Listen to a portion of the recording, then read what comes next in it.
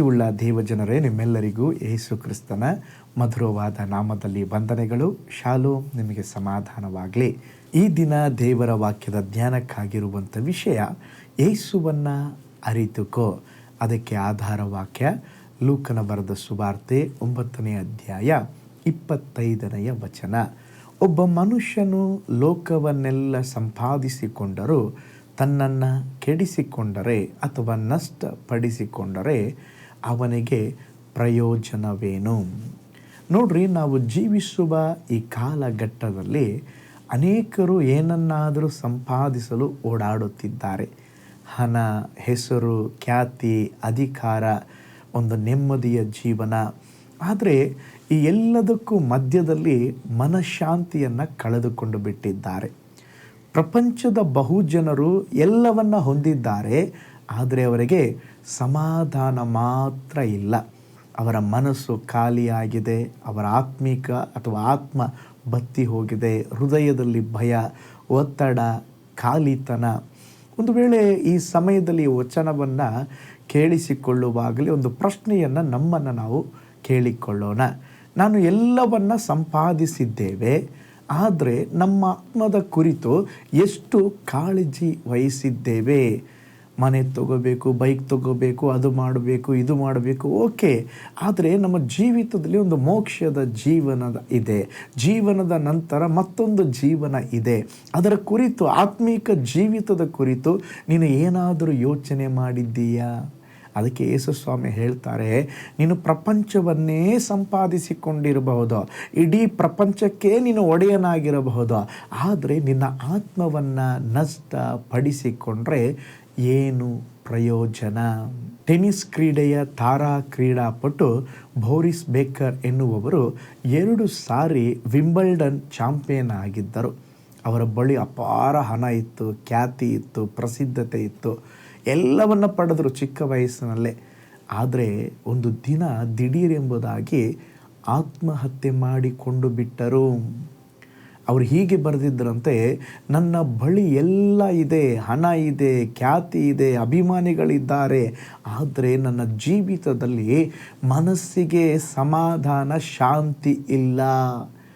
ಆದುದರಿಂದ ನನ್ನ ಜೀವಿತವನ್ನು ನಾನು ನಷ್ಟಪಡಿಸಿಕೊಳ್ಳುತ್ತೇನೆ. ನೋಡ್ರಿ, ಖ್ಯಾತಿಯ ಶಿಖರದಲ್ಲಿದ್ದರೂ ಅವನ ಆತ್ಮದಲ್ಲಿ ಒಂದು ಖಾಲಿತನ ಇರುವುದನ್ನು ನೋಡ್ತೇವೆ. ಆತ್ಮದಲ್ಲಿ ಖಾಲಿತನ ಇದ್ದರೆ ಜೀವನ ವ್ಯರ್ಥ. ಹಾಗಂದ್ರೆ ಏನು ಪಾಸ್ಟರ್? ಯೇಸು ಇಲ್ಲದ ಜೀವನ ಬರಿದಾದ ಜೀವನ ರೀ. ಯೇಸು ಇರುವ ಜೀವನ ಸಂತೃಪ್ತಿಯ ಜೀವನ. ನಮಗೆಲ್ಲವೂ ಇರಬಹುದು, ಯೇಸು ಇಲ್ಲದಿದ್ದರೆ ಎಲ್ಲವೂ ವ್ಯರ್ಥ. ನಮಗೇನು ಇಲ್ಲದೆ ಇರಬಹುದು, ಆದರೆ ಯೇಸು ಇದ್ದರೆ ಸಾಕು, ಎಲ್ಲವೂ ಇದ್ದ ಹಾಗೆ.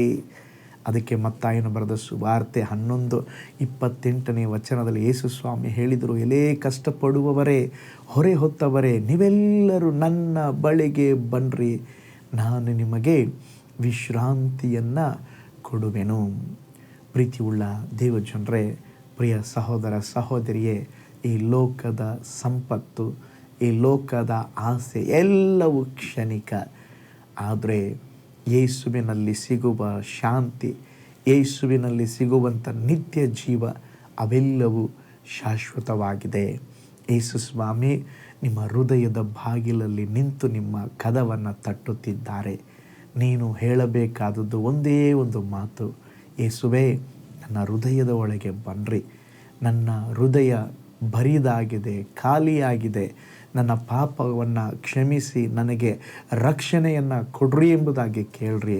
ಯೇಸುವನ್ನು ಅರಿತುಕೊಂಡ್ರೆ ನಿಮ್ಮ ಜೀವನ ಅದು ಸ್ವಾತಂತ್ರ್ಯ ಜೀವನ, ನಿಜವಾದ ಸಂತೋಷ, ಸಮಾಧಾನ, ಶಾಂತಿಯನ್ನು ನಿಮ್ಮ ಜೀವಿತದಲ್ಲಿ ಅನುಭವಿಸುತ್ತೀರಾ. ಯೇಸುವನ್ನು ಅರಿತುಕೊಳ್ಳಿ. ನೀವು ಹುಡುಕುತ್ತಿರುವ ಶಾಂತಿಯನ್ನು ಯೇಸು ಸ್ವಾಮಿ ಮಾತ್ರ ಕೊಡಬಲ್ಲರು. ಅದಕ್ಕೆ ಓದಿದ ವಚನದಲ್ಲಿ ನೋಡಿದೆವು, ಒಬ್ಬ ಮನುಷ್ಯನು ಲೋಕವನ್ನೆಲ್ಲ ಸಂಪಾದಿಸಿಕೊಂಡ್ರೂ ತನ್ನನ್ನು ನಷ್ಟಪಡಿಸಿಕೊಂಡ್ರೆ ಅವನಿಗೆ ಪ್ರಯೋಜನವೇನು? ಹಾಗಾದರೆ ಹಿಂದೆ ಯೇಸುವನ್ನು ಸ್ವೀಕರಿಸಿರಿ. ಯೇಸು ಇಲ್ಲದ ಜೀವನ ಬೇಡ. ಯೇಸುವಿನೊಂದಿಗೆ ನಿಮ್ಮ ಜೀವನವನ್ನು ಆರಂಭಿಸುವಾಗ ಎಲ್ಲ ಕಾರ್ಯಗಳಲ್ಲಿ ಒಂದು ದೈವಿಕವಾದ ಸಮಾಧಾನ, ಶಾಂತಿಯನ್ನು ದೇವರು ಕೊಡುವರು. ಕಣ್ಗಳನ್ನು ಮುಚ್ಚೋಣ, ನಾವು ಪ್ರಾರ್ಥನೆ ಮಾಡೋಣ. ಪರಲೋಕದಲ್ಲಿ ವಾಸ ಮಾಡುವಂಥ ನಮ್ಮ ತಂದೆಯಾದ ದೇವರೇ, ಈ ಲೋಕ ನಮಗೇನು ಕೊಡುವುದಿಲ್ಲವೋ ಅದೆಲ್ಲವನ್ನು ನೀವು ಕೊಡ್ತೀರ ಸ್ವಾಮಿ. ನಿಮ್ಮಲ್ಲೇ ಶಾಂತಿ, ಸಮಾಧಾನ, ನೆಮ್ಮದಿ. ದೇವರೇ, ನಮ್ಮ ಜೀವಿತದಲ್ಲಿ ಎಲ್ಲವೂ ಇದ್ದು ನೀವು ಇಲ್ಲದಿದ್ದರೆ ಎಲ್ಲವೂ ವ್ಯರ್ಥಪ್ಪ. ಆದ್ದರಿಂದ ಅನೇಕ ಜನರು ಇವತ್ತು ಸ್ವಾಮಿ ಕರ್ತನೆ, ಒಳ್ಳೆ ಬಿಸ್ನೆಸ್ ಇರ್ಬೋದು, ಒಳ್ಳೆ ಮನೆ ಇರ್ಬೋದು, ಒಳ್ಳೆ ಸರ್ಕಾರಿ ಕೆಲಸ ಇರ್ಬೋದು, ಆದರೆ ಜೀವನದಲ್ಲಿ ನೆಮ್ಮದಿ ಇಲ್ಲದೆ ಅವರ ಆತ್ಮ ಒಂದು ಬರಿದಾಗಿದ್ದರೆ ಈ ಕ್ಷಣವೇ ಅವರನ್ನು ಸಂಧಿಸ್ರಿ. ಎಲ್ಲರ ಜೀವಿತವನ್ನು ನೀವು ಆಳ್ವಿಕೆ ಮಾಡಿರಿ ಸ್ವಾಮಿ. ಯೇಸುವನ್ನು ಅರಿತುಕೊಳ್ಳುವಂತೆ, ಯೇಸುವನ್ನು ಸ್ವೀಕರಿಸಿಕೊಳ್ಳುವಂತೆ ಸಹಾಯ ಮಾಡಿರಿ. ನೀವು ನಡೆಸ್ರಿ. ಈ ವಿಡಿಯೋ ವಾಚ್ ಮಾಡಿದ ಪ್ರತಿಯೊಬ್ಬರನ್ನು ಬ್ಲೆಸ್ ಮಾಡಿರಿ. ಯೇಸುವಿನ ಹೆಸರಿನಲ್ಲಿ ತಂದೆಯೇ, ಆಮೇನ್. Price the lord. ಹಾಗಾದರೆ ಲೋಕವನ್ನೆಲ್ಲ ನಾವು ಗೆದ್ದುಕೊಂಡ್ರು ನಮ್ಮ ಆತ್ಮ ನಷ್ಟಪಡಿಸಿಕೊಂಡ್ರೆ ಏನು ಪ್ರಯೋಜನ ಇಲ್ಲ ರೀ. ಆದುದರಿಂದ ನಮ್ಮ ಜೀವಿತದಲ್ಲಿ ಮೊದಲನೇದಾಗಿ ನಾವು ಕಾಪಾಡಿಕೊಳ್ಳಬೇಕಾದದ್ದು ಆತ್ಮರಕ್ಷಣೆ. ಆ ಆತ್ಮರಕ್ಷಣೆ ಯಾರು ಕೊಡ್ತಾರೆ? ಯೇಸು ಸ್ವಾಮಿ ಕೊಡ್ತಾರೆ. ಯೇಸುವನ್ನು ನಂಬ್ರಿ, ಯೇಸುವನ್ನು ನಂಬಿ ಜೀವಿಸ್ರಿ. ನಿಮ್ಮ ಜೀವಿತ ಸಮೃದ್ಧಿಯಾಗುವುದು, ಸಂತೋಷಮಯವಾಗುವುದು. ನಾಳೆ ಮತ್ತೊಂದು ದೈನಂದಿನ ಜ್ಞಾನದಲ್ಲಿ ನಾನು ನಿಮ್ಮನ್ನು ಸಂಧಿಸ್ತೇನೆ. ನಾನು ನಿಮ್ಮ ಪ್ರೀತಿಯ ಸೇವಕ pastor Paul Joy. God bless you. ಕರ್ತನಲ್ಲಿ ಪ್ರಿಯರೇ, ಈ ಸಂದೇಶ ಮತ್ತು ಪ್ರಾರ್ಥನೆ ನಿಮಗೆ ಆಶೀರ್ವಾದಕರವಾಗಿದ್ದರೆ, ದೇವರು ನಿಮ್ಮನ್ನು ಪ್ರೇರೇಪಿಸಿದರೆ, ನಂಬಿಕೆಯಿಂದ ಸಾಗುವ ಈ ಸೇವೆಗೆ ನಿಮ್ಮ ಅಮೂಲ್ಯವಾದ ಕಾಣಿಕೆಯನ್ನು ಬಿತ್ತಿರಿ.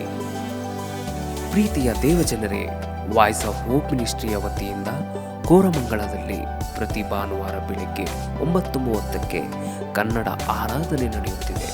ಆತ್ಮಭರಿತವಾದ ಆರಾಧನೆ, ಮನಮುಟ್ಟುವ ಸಾಕ್ಷಿ, ಬಲಪಡಿಸುವ ದೇವ ಸಂದೇಶ. ಬನ್ನಿ, ನಮ್ಮೊಂದಿಗೆ ಭಾಗಿಯಾಗಿ ಕರ್ತನನ್ನು ಆರಾಧಿಸಿರಿ.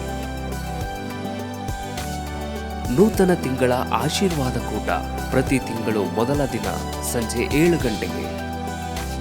ಪ್ರತಿ ತಿಂಗಳು 2ನೇ ಶನಿವಾರ ಬಿಡುಗಡೆ ಉಪವಾಸ ಪ್ರಾರ್ಥನೆ ಕೂಟ ಬೆಳಿಗ್ಗೆ 10:30ಕ್ಕೆ.